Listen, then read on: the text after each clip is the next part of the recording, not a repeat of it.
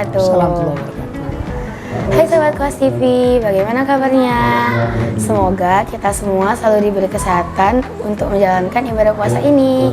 Amin ya rabbal alamin. Kali ini kembali lagi bersama Ana Resya di dalam acara Ramadanku, Ramadan bersama Kuhas. Hari ini kita akan kembali memperbincangkan masalah seputar Ramadan bersama Abah. Assalamualaikum Abah. Waalaikumsalam warahmatullahi wabarakatuh, Resya.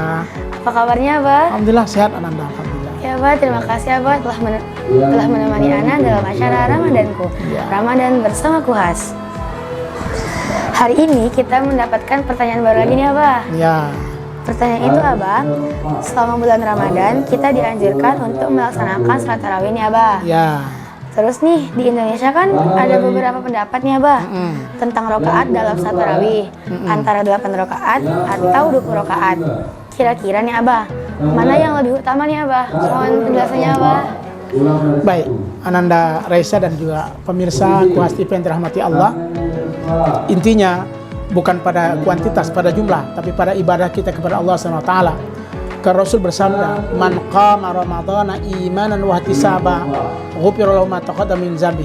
Siapapun di antara kita yang membangunkan malam hari, qiyamul lail, laksanakan tarawih, laksanakan tahajud, laksanakan ibadah-ibadah di malam hari, maka dia termasuk orang sempurna. Di antaranya tarawih. Jadi tarawih itu adalah amal yang terbaik. Kalau kita lakukan dengan iman, penuh dengan iman, ihtisaba, penuh dengan harap kepada Allah SWT, ghufirullah, ya, akan diampunkan dosanya oleh Allah Subhanallah. Jadi sesuatu yang tidak sia-sia kita amalkan di bulan Ramadan. Pertanyaannya Ustaz, kita di Indonesia kan ada 8 rakaat, ada 20, bukan Indonesia saja, tapi dalam pandangan para ulama. Karena ulama berpendapat sholat tarawih itu dilaksanakan ada 8 dengan dalilnya tersendiri ada, kemudian 20 dengan dalil tersendiri yang ada. Dua-duanya ada dalil. Mana yang paling sempurna? Ya, kita tetap mengatakan dua-duanya sempurna. Selama malam Ramadan diisi dengan kebaikan, selama malam Ramadan diisi dengan kesempurnaan, selama malam Ramadan diisi dengan ibadah-ibadah sempurna. Disebut dengan qiyamul lail. Karena qiyamul lail itu Ananda, Resya dan pemirsa, di antaranya adalah dia mau sholat tarawih, ya, kemudian juga membaca, kemudian juga sholat tahajud, kemudian di malam hari dia melaksanakan banyak kebaikan. Ini disebut dengan qiyamul lail. Maka orang yang qiyamul lail dia akan sempurna dan akan mendapatkan ampunan dari Allah, bahkan ridha. Jadi tidak perlu kita perdebatkan antara 28, dua-duanya baik. Cuman kan kalau bicara banyak, eloklah kita laksanakannya banyak. Tapi banyaknya dengan keikhlasan. Jangan pula banyak ngebut. Ini kan ada 20 rakaat antara saya pemirsa, 20 rakaat tapi ternyata ngebutnya bukan main. Kayak kemarin viral beberapa tahun yang lalu, ya, sampai sholat 23 rakaat dengan witir itu hanya 5 menit. Itu kan kacau. Padahal kalau kita maksimalkan, elok kalau misalnya malam 1 juz, ya, subhanallah, dibaca Al-Qur'annya dengan mantap, sholatnya juga dengan tumaknina, tidak ngebut-ngebut. Karena ngebut akan mengurangi kesempurnaan puasa.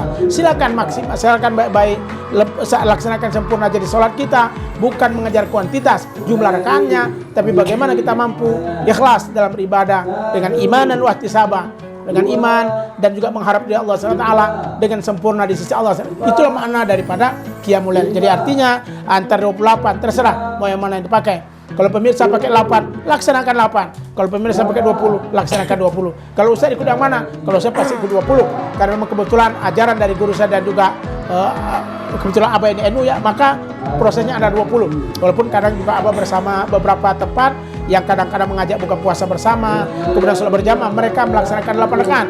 Bukan berarti 10 larangan, karena itu ada dalilnya, ada hadisnya, ada juga ketetapan yang menetapkan bahwa 8 atau 20 dua-duanya mantap dan bisa dilaksanakan. Wallahu a'lam bishawab. Begitu Ananda, Resya. Jadi sama-sama baik ya Abah ya? Sama-sama baik. Kedua yang penting tetap laksanakan, apalagi di malam Ramadan. Karena malam Ramadan itu malam berkah, ya, malam sempurna, malam baik. Maka isilah dengan banyak beribadah. Di antaranya sholat tarawih yang kita laksanakan itu. Oh, terima kasih Abah. Iya. Ini ada satu lagi nih Abah. Iya. Jadi pertanyaan itu Abah masih tentang salat tarawih. Mana lebih utama salat sunnah ba'diyah isya dengan salat tarawih yang hanya ada saat Ramadan? Jika waktunya mepet, bolehkah setelah salat isya salat tarawih dulu baru salat ba'diyah isya, Abah? Pemirsa, sholat tarawih itu sunnah. Sementara sholat sunat ba'diyah itu muakkadah. Jadi sama-sama muakkadah, cuma yang muakkadah adalah sholat sunat ba'diyah. Pertanyaannya tadi Ustaz, karena mepet datang ke sana tahu-taunya imam sudah sholat tarawih, ya sholat isya sudah dilaksanakan, kemudian ketika itu sudah sholat tarawih, kami langsung tarawih, tidak melaksanakan sholat sunat ba'diyah. Bagaimana Ustaz? Ulama mengatakan kalau dilaksanakan sholat tarawih tidak ada salahnya, boleh.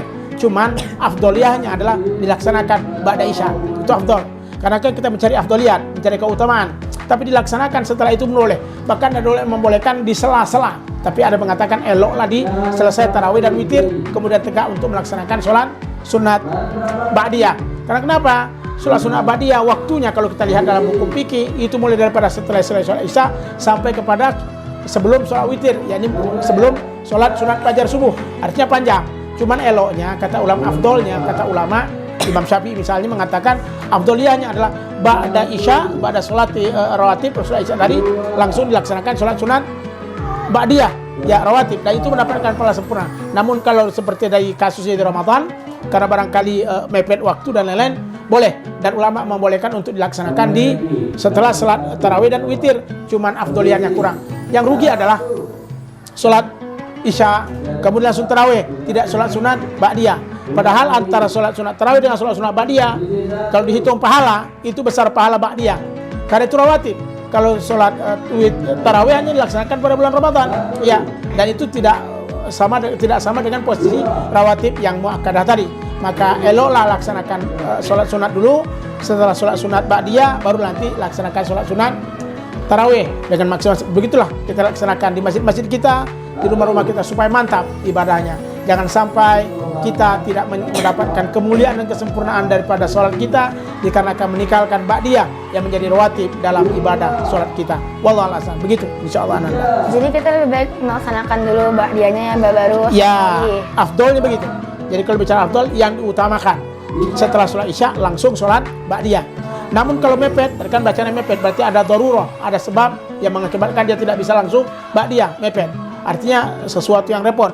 Sholat wajib sudah Ustaz, namun nak awak sholat sunat lagi, orang sudah sholat tarawih, maka itu berarti nanti setelah selesai sholat baru laksanakan sholat ba'diyah. Makanya pemirsa datang ke masjid lebih awal, jangan lambat. Ini tunggu azan baru datang. Kalau perlu 15 menit sebelum azan atau sebelum azan kita sudah di masjid, sehingga banyak sholat sunat yang bisa kita tunaikan. Mulai dari sholat sunat wudu, sholat sunat ba'diyah, kemudian sholat sunat mutlak dan sholat sunat yang lain. Apalagi bulan Ramadan yang berkah, yang dimuliakan dari rahmat Allah SWT. Begitu, Ananda Raisa. Insyaallah, terima kasih Abang. Ya, sama-sama. Hari ini sangat bermanfaat untuk pemirsa sekalian, Ya. terutama untuk pribadi. Pemirsa, demikianlah perbincangan kita pada hari ini.